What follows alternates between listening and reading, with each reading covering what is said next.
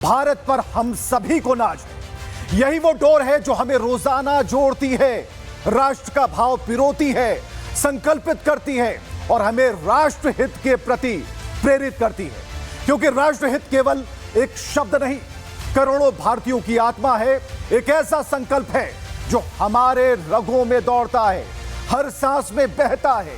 क्योंकि राष्ट्र हमारे लिए धर्म है, राष्ट्र ही हमारे लिए कर्म है। लेकिन चंद लोग हैं जो जिहादी सोच के साथ सनातन का सामना करने की नापाक मंशा पाले बैठे हैं। विदेशी फंडिंग, गजवाए हिंद का एजेंडा चलाया जा रहा है और मूर्खों को भारत की जमीन से पैदा हो रही रोटी पसंद नहीं, लेकिन भीख का जो कटोरा है उन्हें अच्छा लगता है। इन देशद्रोहियों को भूख से मर रही पड़ोसी कौम के बीच बैठा हुआ इनका आका अच्छा लगता है। लेकिन आजाद भारत में आजादी से जीना नहीं अच्छा लगता। भारत की डेमोग्राफी को बदलने की साजिश करने वालों को कोई अधिकार नहीं कि वो झूठी संविधान की शपथ लें।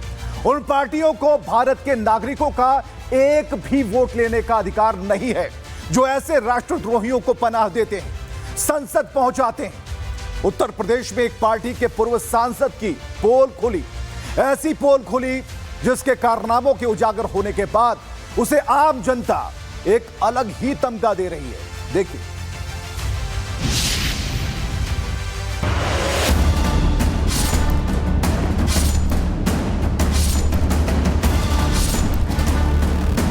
सौ वोटर फर्जी बनाकर सपा के पक्ष में वोट डलवाया गया।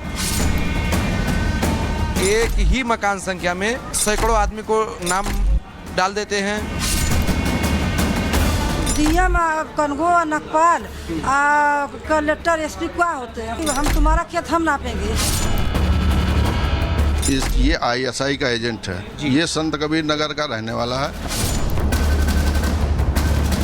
बिहार में एसआईआर पर भारी बवाल मचा है। बांग्लादेशियों घुसपैठियों के नाम वोटर लिस्ट से हटने से विपक्ष ने हंगामा कर रखा है। राहुल गांधी घुसपैठियों के नाम चढ़वाने के लिए वोटर अधिकार यात्रा निकाल रहे हैं। लेकिन उत्तर प्रदेश से जो खबर आई है वो इससे भी ज्यादा हैरान करने वाली है, आपको परेशान करने वाली है। सपा के पूर्व सांसद रिजवान जहीर के गुर्गे सईद अहमद व तौकीर अहमद वोट जिहाद छांगुर गैंग के इशारे पर अवैध धर्मांतरण और लैंड जिहाद, जिनकी हिंदू परिवारों की जमीन पर कब्जा करवाया जा रहा है। करोड़ों की सरकारी जमीन पर भी कब्जा किया गया है और बेशुमार दौलत अर्जित किया है। एक एक घर में 100 वोटर फर्जी बनाकर सपा के पक्ष में वोट डलवाया गया। विश्व हिंदू रक्षा परिषद के अध्यक्ष गोपाल राय ने प्रेस कॉन्फ्रेंस कर जो खुलासा किया, उसने समाजवादी पार्टी के नेताओं के जिहादी खेल को खोल कर रख दिया। समाजवादी पार्टी का ऐसा माफिया जिसने मुलायम सिंह यादव तक को चैलेंज दे दिया था, जिसके इलाके में तूती बोलती थी, उसी पूर्व सपा सांसद रिजवान जहीर की पूरी क्राइम कुंडली बता दी और खुलासा किया कि बलरामपुर में पूर्व सपा सांसद रिजवान जहीर ने डेमोग्राफी चेंज करने के लिए एक एक घर में कई वोटर बनवाए, हिंदुओं की जमीनों पर कब्जा किया, धर्म परिवर्तन कराया गया। सपा नेता रिजवान जहीर के राइट हैंड और हिस्ट्री शीटर तौकीर अहमद, सईद अहमद जमीनों पर कब्जा, धर्म परिवर्तन, फर्जी वोटर लिस्ट, ये सब कुछ रिजवान के इशारों पर कर रहे थे। ये लोग जो है बाहर से जो है नेपाल साइड से लड़कियों को और औरतों को और सबको लेके आके बसा के और इनका धर्म परिवर्तन कराते हैं। और जैसे कि एक ही मकान संख्या में सैकड़ों आदमी को जो है नाम डाल देते हैं और फर्जी आधार बना देते हैं, फर्जी सब कुछ करके सब इतना फ्रॉड कर रहे हैं। यह सब कुछ समाजवादी पार्टी के अध्यक्ष अखिलेश यादव की परवरिश में हो रहा था। सिर्फ इतना ही नहीं, खुलासा यह भी है कि सपा के माफिया गैंग छांगुर गैंग की शह पर नेपाल बॉर्डर से मुस्लिम परिवारों को लाकर बलरामपुर में बसाते हैं। सब फर्जी हैं। ये क्या आपके बगल के लोग नहीं हैं? हाँ, हमारे बगल के क्या, हमारे इधर के आसपास के नहीं है, इतना फर्जी। देखिए मैं टिक मार के रखा हूँ 2 साल से इसका। अच्छा, हाँ 2 साल से लोग फर्जी हैं, सब फर्जी है, फर्जी चेहरा, सब। सिर्फ इतना ही नहीं, समाजवादी पार्टी में माफिया राज किस कदर हावी है, इसका उदाहरण तो आजमगढ़ के परिवार ने बताया। अब देखिए, ये आजमगढ़ के पीड़ित हैं। इनका ये कहना है कि समाजवादी पार्टी सांसद के जो लोग हैं, यानी पप्पू यादव जो उनके साथ रहते हैं, उनकी गुंडई से इनकी 5 बीघे की जमीन फंसी हुई है। काफ़ी ये लोग प्रताड़ित हैं, पुलिस से गुहार लगाए हैं, फिर भी वो लोग धमकी देते रहते हैं। कई बार मारे भी हैं, मारने की कोशिश कर रहे हैं। अब ये लोग अपनी पीड़ा लेकर लखनऊ पहुंचे हैं कि इनकी जमीन बचाई जाए। पप्पू नेताजी उस पर धरना उरना लगा के हमको जेल भेजाने के लिए कहते हैं फर्जी है, मुकदमा ये है वो है, हम आपको पूरे परिवार को जेल भेजवा देंगे, धमकी देते हैं। हाँ, गांव को 25 महिला लोग बटोर के 25 बने लोग के 80 घर का माना 80 घर का पूरा है, 25 घर के बहकावा दे के ले जाएगी। पप्पू धरना लगाए डीएम की हम, और वह पप्पू बोले कि हम तुम्हारा खेत हम नापेंगे। डीएम कनगो नकपाल कलेक्टर एसपी क्या होते हैं। और खुलासा ये भी कि बलरामपुर संभल की तरह संत कबीर नगर का भी इस्लामीकरण किया जा रहा है। सिद्धार्थनगर के अब्दुल हकीम खान के मुताबिक संत कबीर नगर की खलीलाबाद में बड़े बड़े मदरसे और मस्जिद बनाए गए। शमशुल हुदा नाम का व्यक्ति इसमें शामिल है, जिसका पाकिस्तानी हुक्मरानों के साथ सीधा नेटवर्क है।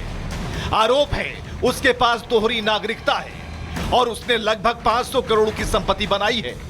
साथ ही 2017 में चुनाव अधिकारी बनकर भाजपा को हराने की साजिश की। उसके नवाज शरीफ से रिश्ते और कश्मीर पर अंतर्राष्ट्रीय मंचों पर पाकिस्तान समर्थित बयान देने के वीडियो सबूत भी मीडिया को दिखाए गए।